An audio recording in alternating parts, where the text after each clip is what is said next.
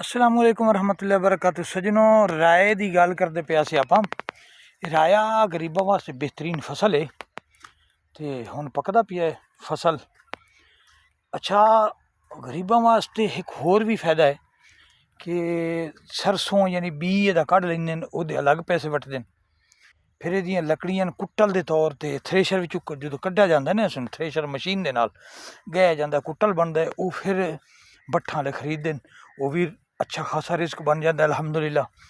तो एक तो सिर्फ अगर बारिश आ जाए तो एक पानी काफ़ी है, बारिश ना आए तो बस दो पानी लग जाते हैं। बहुत कलील खर्चे नाल पक जाता है तो कसीर मुनाफे नाल विक जाता है। कलील खर्चा तो कसीर रिजक मिल जाता है। बेहतरीन फसल है गोराबा वास्ते। जिहड़ा बंदा थोड़ी जी हिम्मत कर लवे, 2 किले 2 एकड़ मुस्तादरी लै लवे, राकी ते वाह लवे, या अपने अल्लाह तला रकबा दिता है तो बिजाई कर लवे तो खुला रिजक मिल जाता है अल्हम्दुलिल्लाह रब्बिल आलमीन। तो अल्लाह ताला हलाल रिजक कमावन खावन की तौफीक अता फरमावे। तो हलाल रिजक अजकल बड़ा मुश्किल है, बड़े हेरा फेरियां ठगियां फराड चक्कर। तो अपना अगर कुछ बिजाई करते खावीए ना तो बंदा सेहत कुछ बचा सकता है। पर ना जितना अजकल फूड आ गया ना, यानी खावन पीवन की चीज़ां बाजार में आ गई, बीमारियां तो इलावा कुछ नहीं मिलता, सिर्फ बीमारियां ही बीमारियां। जितना कुछ पिए बाजारों के अंदर ये सब बीमारियां। जी चीज़ खरीदने हैं वो कोई ना कोई कैमिकल लाजमी होता है। किसी के कसरत नाल होंदे यानी कसीर, किसी के कलील होंदे, लेकिन होंदा जरूर है कैमिकल, कोई ना कोई कैमिकल पाया जरूर जाता है। तो असी हुण कैमिकल तो बचन वास्ते, कुछ सेहत नू बचावन वास्ते, जिस दिन असी चंद दिन अल्लाह रसूल ने जिंदगी चंद साल दी है, जो किसी के नसीब दे विच है उसनू सुख नाल गुजारना चाहिए तो अपना ख्याल करना चाहिए। तो सुख नाल गुजारन तो मेरी मुराद यह है कि कैमिकल तो बचा जाए, दुख तकलीफों तो बचा जाए।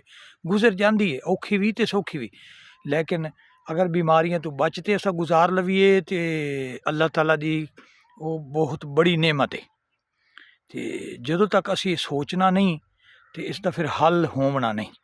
हल उदों होना जो असी अपने आप का ख्याल कर सकें, अपनी सेहत का ख्याल कर सकें, अपने बच्चों का, जितने साढ़े घर के जी हैं उन्होंने असी सोचना है तो अपना भी सोचना है। तो असी नहीं सोचना तो फिर सोचना किसने है। जो साढ़े अल्लाह करीम अज़्ज़ व जल ने सानू नेमतां ता फरमाए उन्होंने तो फायदे हासिल करिए, और जेड़े साढ़े जी ने उन्होंने जिम्मेवारी साड़ी है। अल्लाह करीम अज़्ज़ व जल ने सानू उन्हें जियां की जिम्मेदारी दी है, वो असी जिम्मेदारी अपनी खूब निभावीए हलाल तरीके दे नाल ते प्यार दे नाल। जिस तरह अल्लाह करीम अज़्ज़ व जल ने सानू ताकत अता फरमाई है, अपनी अपनी ताकत के मुताबिक, अपनी अपनी कुवत के मुताबिक अल्लाह करीम अज़्ज़ व जल रहमत फरमावे। तो यह फिर निज़ाम है जिहड़ा देहातां दे विच कच्चे खाल होंदे ने, बाहर तो पक्के खाल भी अजकल आ गए हैं, लेकिन देहातां दे अंदर अज भी कसरत नाल अलहमदुलिल्लाह कच्चे खाल तो टूलां फिर आ गए हैं। ट्यूबवैल जितने भी हैं, प्लेटां तो अजकल अक्सर रवाज आ गया, तो प्लेटां तो लोग लाई जा रहे हैं, सूरज तो फायदे हासिल की जा रहे हैं। तो कोई भी फसल है अजकल माशाअल्लाह सोहने सोहने फसल हैं। तो असी हलाल रिजक का सोचिए, हराम रिजक वाले मखलूक बहुत ज़्यादा है, वो भी अपनी कोशिश करती हथ पैर हलामने ना पवें तो असी रिजक रोज़ी खावीए। वो रिजक रोज़ी नहीं होंदा। अच्छा, एक होर गल भी मेरे जहन च आ रही है कि रिजक इंसान का वो होंदा जिहड़ा खुद इस्तेमाल करता है, तो रोज़ी वो होंदी है जिहड़ी टोटल साडी जेब विच आंदा है, साडे कस्टडी विच होंदा है, साडे कोल जमा पूंजी कोई भी आंदी है, वो सारा होंदा है रोज़ी, जिस दे अंदर कई दोस्तां दी और कई मेहमानों का उसके अंदर रिजक होंदा है। रिजक है जिहड़ा इस्तेमाल करिए, तो रोज़ी है जिहड़ी टोटल माल फसल कट्ठा करने। तो इस दे अंदर कोशिश करनी चाहिए है कि असी प्यार नाल मुहब्बत दे नाल खुद भी इस्तेमाल करिए, तो सजना बेलियां दोस्तां की हैल्प भी जितनी हो सकती है करिए। जिहड़ा मजबूर है बेचारा उसकी भी हैल्प करनी चाहिए। तो मजबूर नू असां अगर राज़ी कर सकें तो अल्लाह करीम अज़्ज़ व जल अपनी रहमत दे नाल सानू भी नवाज़ी। तो वह बड़ा करीम है, ला तकनतू मिन रहमतिल्लाह इन्नल्लाह यग़फिरुज़्ज़ुनूब जमीआ इन्नहू हुवल गफूरुर रहीम। तो फिर अल्लाह करीम अज़्ज़ व जल फरमांदा अगर एक बंदे नूं मैं अरबां पत्ती बना देवां, करोड़ां पत्ती नहीं अरबां पत्ती बना देवां तो मेरी रहमत दे विच कोई फ़र्क नहीं आंदा।